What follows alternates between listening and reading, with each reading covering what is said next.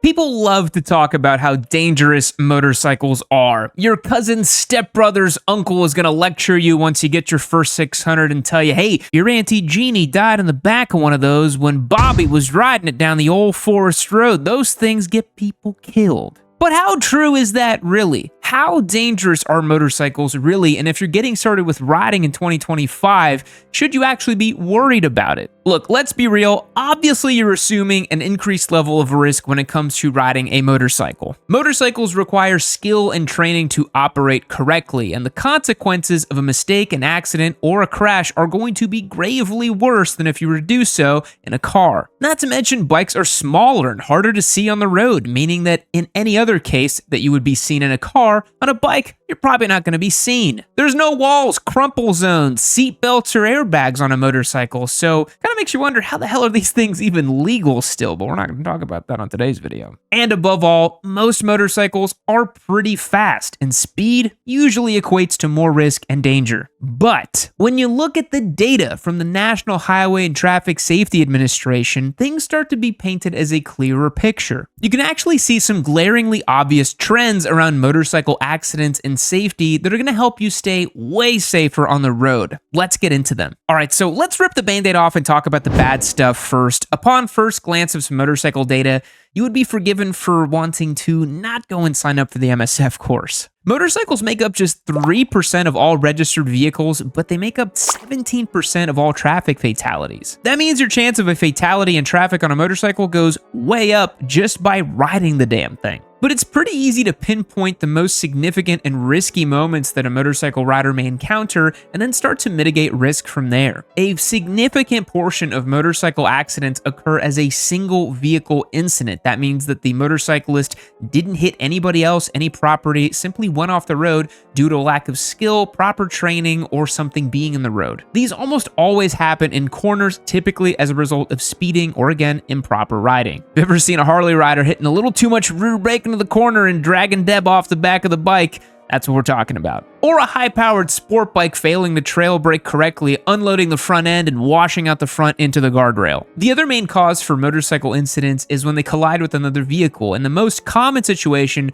is when a car makes a left-hand turn in front of a motorcyclist because they didn't see him, usually at a yield at a traffic intersection. Recognizing these common situations means that you're already going to be way ahead of the curve with other motorcyclists. If you're riding on your favorite twisty roads and riding at that 5/10th pace, if you're approaching every intersection with the absolute focus, knowing that anybody could turn out in front of you at any moment and not being complacent going through them, you're already way ahead of the curve. And while it's practically impossible to predict everything a driver is going to do in every traffic situation, with the more rider training and experience, you start to develop a bit of rider's sixth sense when it comes to situations on the road. If you know how to ride your bike properly, and most important of all, how to brake properly, your chances of going down are significantly reduced. If you know how to actually take corners, load the front end up, and trail brake into things, shift correctly, and do all these things that riders need to know how to do, you're probably not going to crash in those situations. Knowing proper lane positioning helps for visibility, minding intersections as you come up to them. We're big advocates for personal responsibility here on the Yami Noob channel, and we want to see everybody riding properly and safely, and that starts with decisions you make on the road and riding the best you can. You're always responsible for your own safety. Ride accordingly. Being a skillful rider is going to be that first step to being safe and mitigating the risk of how dangerous motorcycles can be. Let me give you a crazy stat to back that up. According to the NHTSA in 2021, 36% of fatal motorcycle vehicle accidents occurred to riders who weren't properly licensed, meaning they didn't have an MSF endorsement on their license. So take the MSF course, drop the ego, maybe don't buy a super powerful motorcycle and practice all of those skills. Now, let's talk about how age matters a lot when we talk about how dangerous motorcycles are. It may not be super obvious to most people on the channel, but there is a big correlation between rider age and fatalities. Riders younger than 30 years of age are proven to ride more recklessly. And as someone who started riding in their early 20s and is now firmly in their 30s, I can tell you I ride very differently in my 30s than I did in my 20s. This recklessness, combined with a lack of long-term experience, a sense of invincibility, a dash of testosterone, and the all-important male ego, is why young riders are more prone to crashing and ultimately dying. The middle rider demographic, between 30 years and 50 years of age, are actually the least likely to incur death. They've got more riding experience, a sense of personal responsibility, they got bills to pay, a mortgage, and usually a young family that's counting on them. Hey, that's me! And they usually gravitate to more relaxed riding styles and more expensive motorcycles. If you're riding a $25,000 BMW GS, you probably don't want to bin it, so you're going to take it pretty easy. Riders older than 50, however, start to come back on the bell curve and be actually at a higher risk of death once again, but for slightly different reasons. In 2019, motorcyclists aged 50 years and older actually accounted for 37% of all traffic fatalities for motorcycles registered. These riders unfortunately develop a sense of complacency, some of them mix alcohol, some of them might be entering motorcycling for the first time and think that because they have decades of life experience, they can skip some of the rider training, they can go bar hopping, they can buy some bike that doesn't make sense for them, and these are all still recipes for disaster. So if you're in that crowd, you're starting to get into motorcycling after the age of 50, remember, just because you've had lots of life experiences doesn't preclude you from the cold, hard, unfeeling blade of how awful motorcycles can be if you screw around with their consequences. As a motorcyclist, you can't change your age to mitigate your risk, but maybe you can understand what category you find yourself in. If you're a young person, remember, your brain is not fully formed until you're at least 25 or 26 years old. Don't ride all emotional, don't speed, and don't buy a high-powered sport bike if you're 19 years old or something like that. You got your whole life ahead of you to do that. All right, if you told me that I would have 2 yellow giveaway bikes for 2024, I don't think I had that on my bingo card, honestly. But this is our Cosmic Yellow Street Triple 765 RS. This is our new giveaway bike on yammynoob.co. Become a member for your best chance to win. You can stack up your entries, assign them to this giveaway bike, and then we do more giveaway bikes. You can do that as well. You get access to the Discord server, exclusive content, discounts on merch, and so much more. Head over to the website and do not miss your chance to win this machine.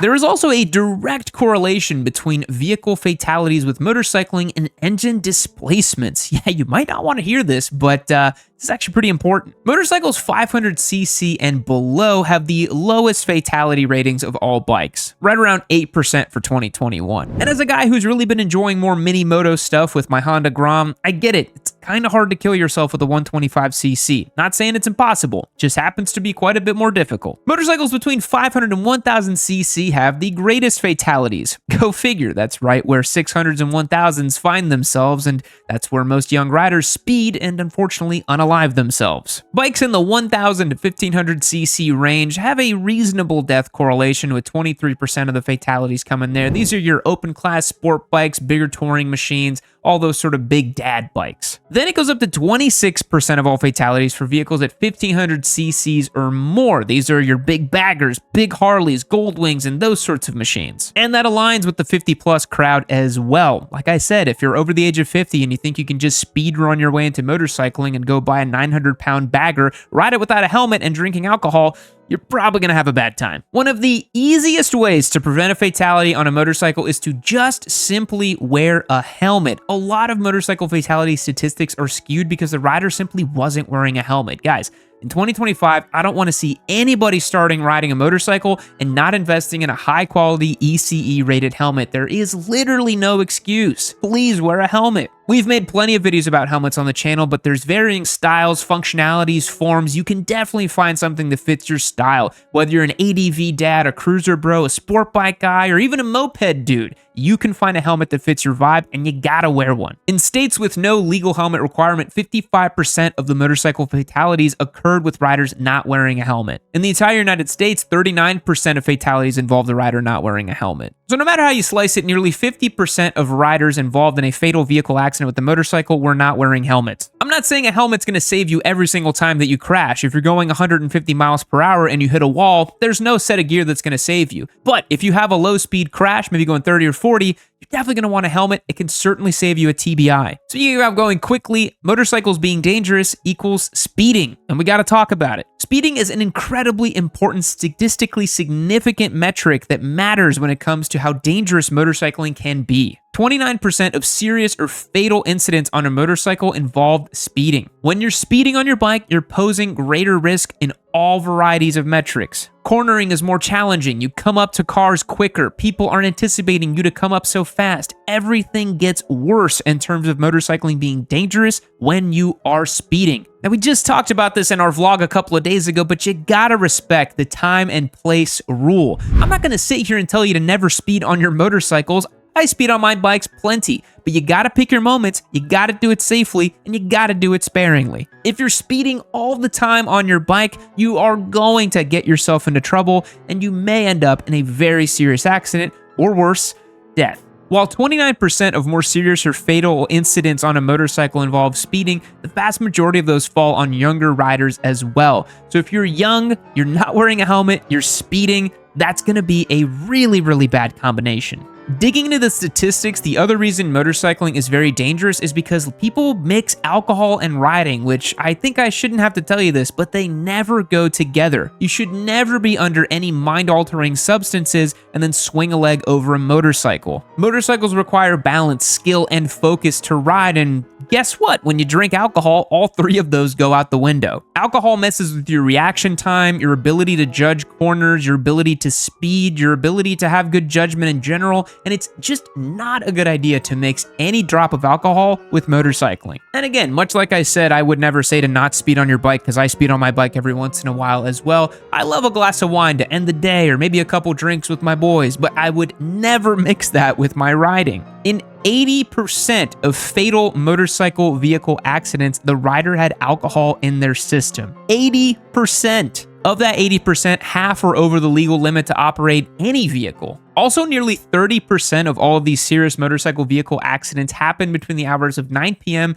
and 6 a.m. At night, you're less visible to cars, you can't see corners very well, and if you mix that with the inability to ride correctly because you're drunk, man, you're just asking for trouble. So even just avoiding riding your bike at night, if possible, is a great way to avoid how dangerous motorcycling can be. So at the end of the day, yes, motorcycles are more dangerous than cars, but it's more nuanced than that. And you can take a lot of action to massively reduce your risk when riding a motorcycle. If you wear all your gear, if you don't drink and ride, if you have proper training, if you don't speed, you're already like 95% of the way there to probably never having a serious incident on your motorcycle. And look, yes, random acts of God can happen. You can have a situation where a car tire comes flinging to you from the opposite way of the road and hits you, but those are insanely rare. Practicing proper technique and controlling for a lot of these other factors will dramatically reduce your risk. We want more people on motorcycles here on the channel. We think that they're a net positive for society and they're a ton of fun. There are so many benefits to motorcycling. If you're thinking about getting started this year into 2025 and you've heard that motorcycling is super dangerous, don't think about it in that way. Think about the fact that a lot of these statistics show that people making very poor decisions causes them to have issues with motorcycles. You are responsible for your safety. Don't ever assume that it's car drivers' fault. You have to think for car drivers out there on the road. You have to practice safe riding, and you have to invest in yourself and your skills. So boys, that's your Papa Yam giving you some truth there about how dangerous motorcycles are really. As someone who has had 2 pretty serious motorcycle accidents early in my riding career, if I hadn't been speeding and if I hadn't been so young and reckless, I probably wouldn't have been in those accidents myself. Knock on wood, I have not had a serious road incident in over 8 years at this point, and I firmly intend on continuing that trend. Although I did loop my Grom the other day, but that was in a parking lot and I'm goofing around at 2 miles an hour. Who cares? But like I said, you gotta have fun with motorcycling, you gotta make it your own. I hope you all get started with riding, and I hope you stay safe out there on your motorcycle. Thanks so much for checking out today's video. I truly do appreciate it. I'll catch you in the next one. See you later. All right, everybody, this video is over. There's no more to watch on this beautiful video between me and you, but this Triumph Street Triple 765 RS is available on yammynoob.co as a giveaway bike. Hit that link while you're waiting for the next video to load. Become a member. It'll take you as easy as 1, 2, 3, and then you're signed up to win. How cool is that? Papa Yam's giving away 54 bikes. You could be the next one.